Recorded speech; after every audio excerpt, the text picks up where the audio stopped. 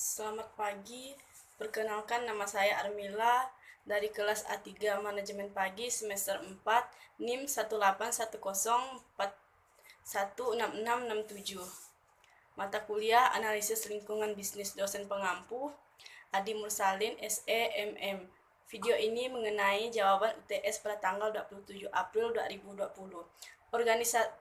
Organisasi membuat dan memelihara produser untuk mengidentifikasi aspek lingkungan sebagai suatu sistem manajemen terdokumentasi.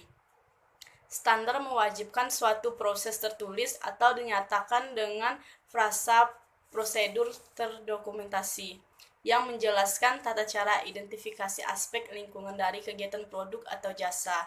Hasil identifikasi merupakan suatu daftar aspek dari kegiatan dampak lingkungan yang diakibatkan oleh aspek lingkungan. Selayaknya daftar aspek lingkungan ini harus membuat keseluruhan aspek lingkungan secara lengkap dan baik. Dalam kondisi normal, abnormal, dan darurat, seluruh komponen lokasi seperti bagian produk,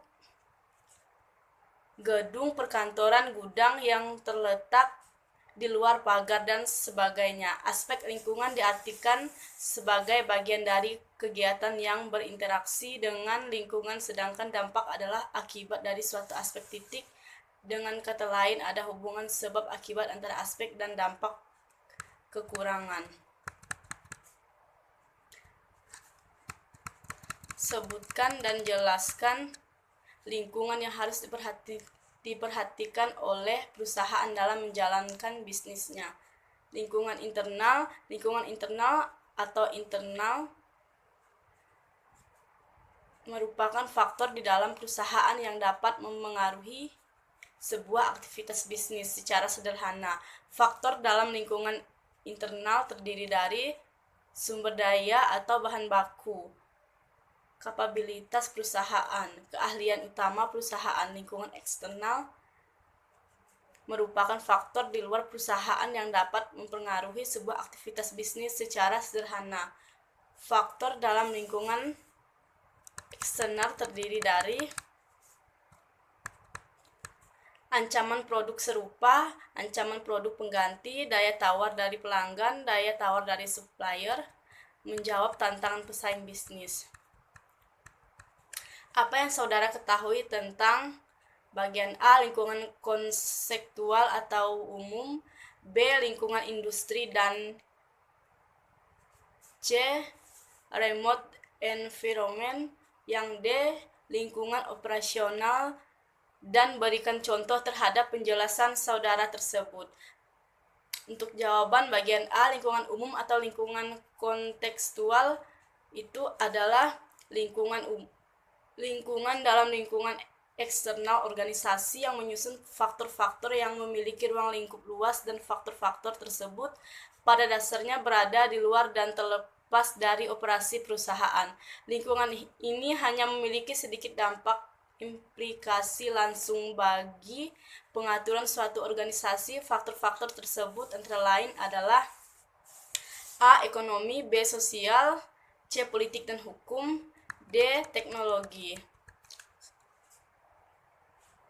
Demografi, dengan kata lain, lingkungan umum adalah sekumpulan elemen-elemen dalam masyarakat yang lebih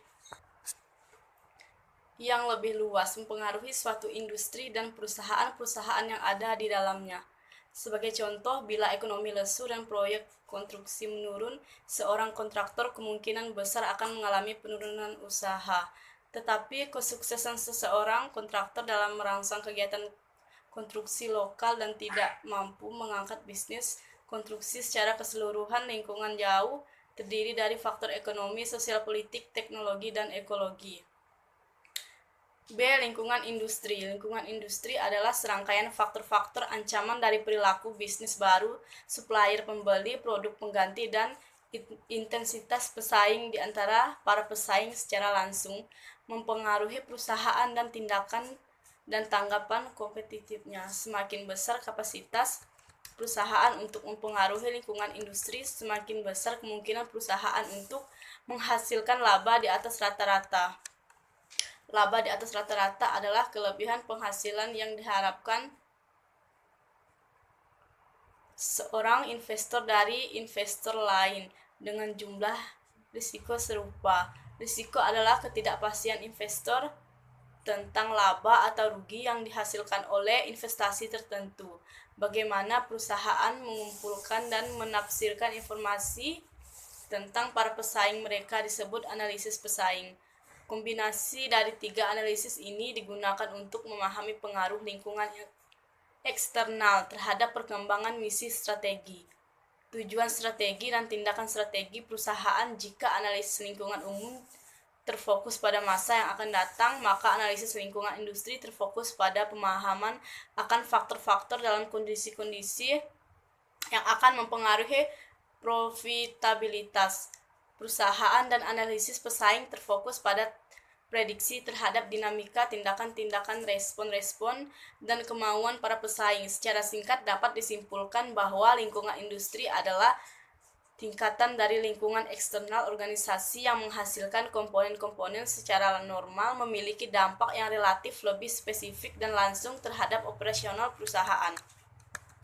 Kekuatan-kekuatan yang mempengaruhi pesaing industri sebagai berikut.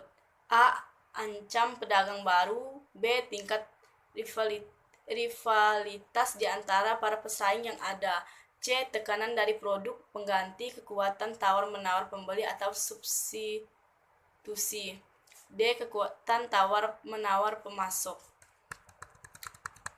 Sebagai contoh, Anda membangun sebuah usaha toko roti. Makin hari, toko Anda semakin berkembang hingga membuka cabang di luar daerah. Di saat usaha Anda berkembang begitu pesat, muncullah pesaing yang mendirikan toko roti juga. Tentunya hal itu akan menghambat kemajuan dari toko roti Anda. Maka dari itu, Anda harus mengembangkan produk dengan menambah produk baru, dengan memberi harga yang sesuai dengan produk Anda. C. Lingkungan jauh atau remote environment. Faktor ekonomi berkaitan dengan sifat dan arah sistem ekonomi tempat suatu perusahaan beroperasi, karena pola konsumsi dipengaruhi oleh kesejahteraan relatif berbagai segmen pasar. Dalam perencanaan strateginya, setiap perusahaan harus mempertimbangkan kecenderungan ekonomi di segmen-segmen yang mempengaruhi industrinya, banyak tingkat nasional maupun internasional. Perusahaan harus mempertimbangkan ketersediaan kredit secara umum. Ingat penghasilan yang akan dibelanjakan, serta kecenderungan belanja masyarakat. Faktor sosial yang mempengaruhi suatu perusahaan dalam kepercayaan, nilai, sikap, opini, dan gaya hidup orang. Di lingkungan eksternal, perusahaan yang berkembang dari pengaruh kultural, ekologi, demografi, agama, pendidikan, dan etnik, juga sikap sosial berubah. Berbagai jenis permintaan barang. Perubahan sosial dalam peningkatan perhatian konsumen terhadap masalah kualitas hidup, pergeseran distribusi, usaha, populasi. Faktor politik. Arah dan stabilitas perkembangan politik merupakan faktor penting bagi manajer yang merumuskan strategi perusahaan. Faktor-faktor politik menentukan parameter legal dan regulasi yang membatasi operasi perusahaan.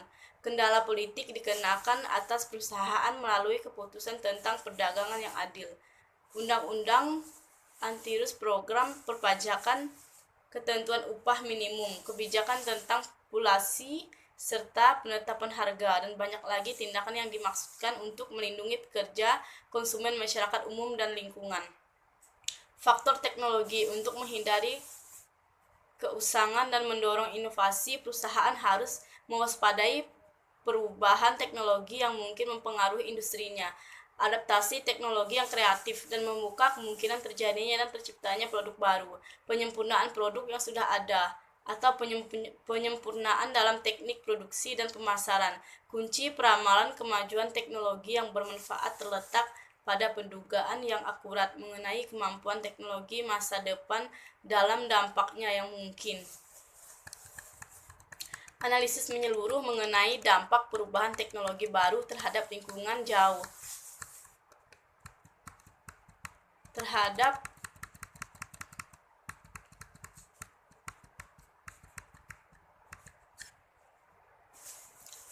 muka bisnis masyarakat. Faktor ekologi ketika para manajer strategi membuat peramalan faktor yang paling menonjol seringkali adalah hubungan timbal balik antara bisnis dan ekologi. Istilah ekologi mengacu pada hubungan timbal balik antara manusia dengan makhluk lainnya. Ancaman terhadap ekologi pendukung kehidupan kita yang utamanya disebabkan oleh kegiatan manusia dalam suatu masyarakat industri biasanya dinamakan populasi. Yang bagian D, lingkungan operasional, atau juga sering disebut dengan lingkungan pesaing atau tugas. Biasanya jauh lebih dapat dipengaruhi atau dikendalikan oleh perusahaan dibandingkan dengan lingkungan jauh. Sebagai contoh, suatu usaha toko butik dalam membuka dan menjalankan usaha kita mengetahui dalam hal bersaing, kemudian pelanggan, pemasok, kreditur, dan sumber daya manusia. Jika semuanya sudah mencukupi, maka bersaing dengan toko lain bisa lebih mudah karena kita sudah mencukupi semua yang ada di dalam lingkungan operasional, baik dari tenaga, bahan baku. Apa yang dimaksud dengan analisis pastel? Pastel analisis adalah metode yang digunakan untuk mengidentifikasi faktor-faktor eksternal yang mempengaruhi suatu organisasi. Pastel analisis dapat digunakan untuk mempertimbangkan faktor-faktor permasalahan eksternal, yaitu politikal, ekonomi, sosial, teknologi, legal, dan environment. Pastel adalah numerik yang Anda bentuknya diperluas menunjukkan P untuk politik, E untuk ekonomi, S untuk sosial, T untuk teknologi, L untuk hukum, dan E untuk lingkungan. Ini memberikan pandangan mata elang dan seluruh lingkungan dan berbagai sudut pandang yang ingin diperiksa dan dilacak saat merenungkan ide atau rencana tertentu. Kerangka kerja ini telah mengalami perubahan tertentu karena para ahli pemasaran telah menambahkan hal-hal tertentu. Ada beberapa pertanyaan yang perlu dinyatakan saat melakukan analisis ini, yang memberi mereka gambaran tantangan hal-hal yang harus diingat. Bagaimana situasi politik negara dan bagaimana pengaruhnya terhadap industri? Apa faktor ekonomi yang lazim? Seberapa besar arti budaya di pasar dan apa faktor penentunya? Inovasi teknologi apa yang mungkin mudah dan mempengaruhi struktur pasar? Apakah ada undang-undang saat ini mengatur industri atau apakah ada perubahan dalam peraturan perundang-undangan untuk industri? Apa masalah lingkungan untuk industri ini?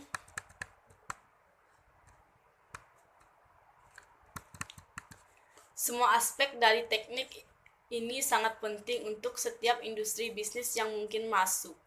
Lebih dari sekedar memahami pasar, kerangka kerja ini mewakili salah satu vertebrata dari tulang punggung manajemen strategi yang tidak hanya mengidentifikasi apa yang harus dilakukan perusahaan, tetapi juga akan untuk tujuan organisasi dan strategi yang diberikan kepada mereka. Mungkin begitu bahwa pentingnya masing-masing faktor mungkin berbeda untuk berbagai jenis industri, tetapi sangat penting untuk setiap strategi yang ingin dikembangkan oleh perusahaan, sehingga mereka melakukan analisis pastel karena membentuk versi yang jauh lebih konvensif dan analisis SWOT. Nomor 2, bagaimana lingkungan eksternal dan lingkungan industri berpengaruh pada kegiatan bisnis di daerah. Lingkungan eksternal itu dapat dikategorikan ke dalam dua bagian besar, yakni lingkungan eksternal dan lingkungan internal perusahaan. Lingkungan eksternal sendiri dapat diklasifikasi menjadi dua bagian besar lagi, yakni lingkungan yang sifatnya umum dan lingkungan industri. Kategori lingkungan eksternal perusahaan dan adalah sebagai berikut. Lingkungan umum itu ialah lingkungan dalam eksternal organisasi, menyusun faktor-faktor yang memiliki ruang lingkup luas, dan faktor-faktor tersebut pada dasarnya berada di luar dan terlepas dari operasi perusahaan.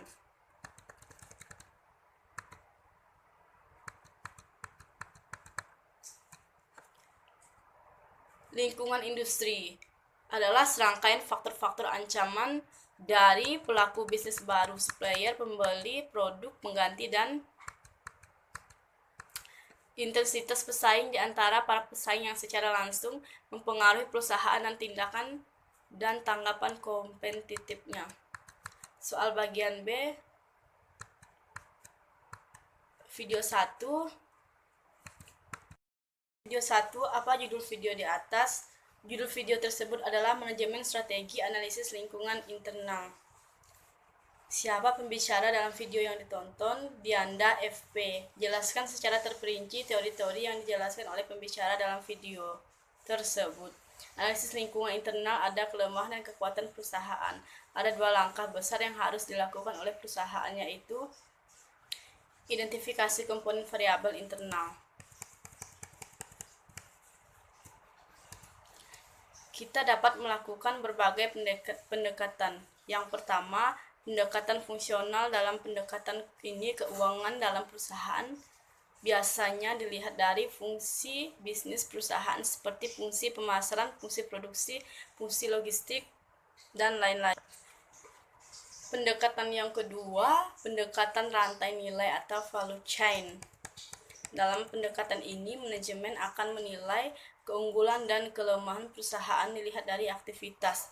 Pendekatan yang ketiga yaitu unit keunggulan bersaing. Pendekatan keempat, pendekatan profil, impact, dan marketing strategi. Yang kelima, pendekatan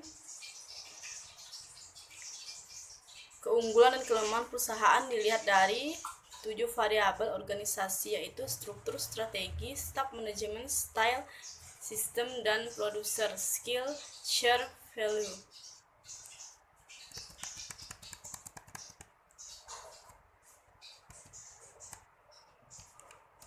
Apa manfaat yang diperoleh?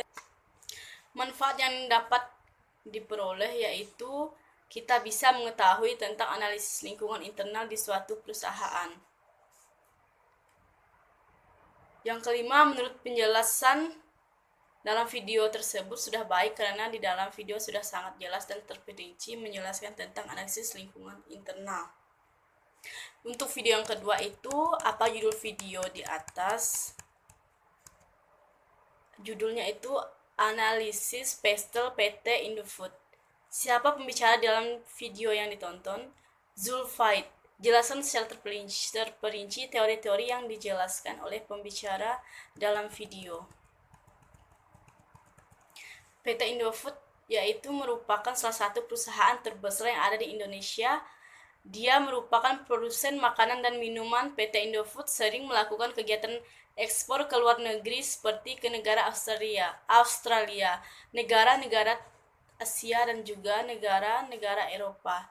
Pastel ini terdiri politik, ekonomi, sosial, budaya, teknologi, lingkungan, dan hukum. Politik yaitu peraturan ekspor dan impor. Apabila pemerintah membuat peraturan yang rumit, maka itu akan menjadi kendala bagi PT Indofood untuk melakukan ekspor dan impor.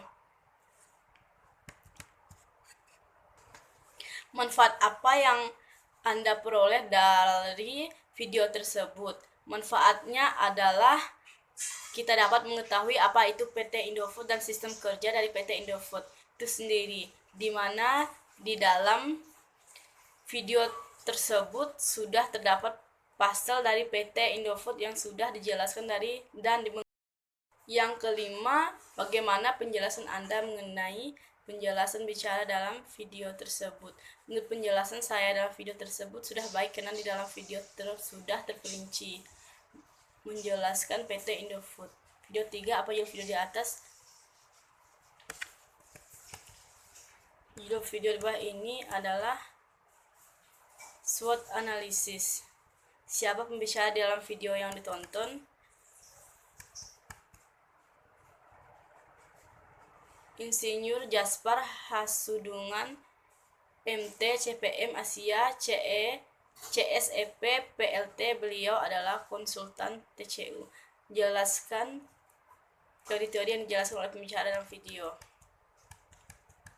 Dalam video tersebut, dia menjelaskan SWOT analisis adalah atau yang digunakan untuk mengevaluasi kekuatan. Manfaat apa yang diperoleh dari video tersebut?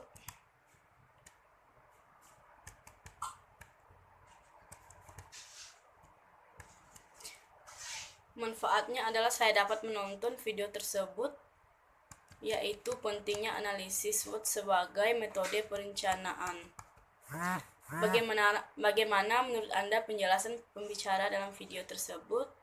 Menurut saya, video tersebut sudah jelas dan terperinci, sehingga mudah untuk dipahami. Untuk video yang keempat, judul videonya itu adalah analisis lingkungan industri dan pesaing. Siapa pembicara dalam video tersebut? Pembicaranya adalah mahasiswi dari STI Putra Bangsa. Jelaskan secara terperinci teori yang dijelaskan,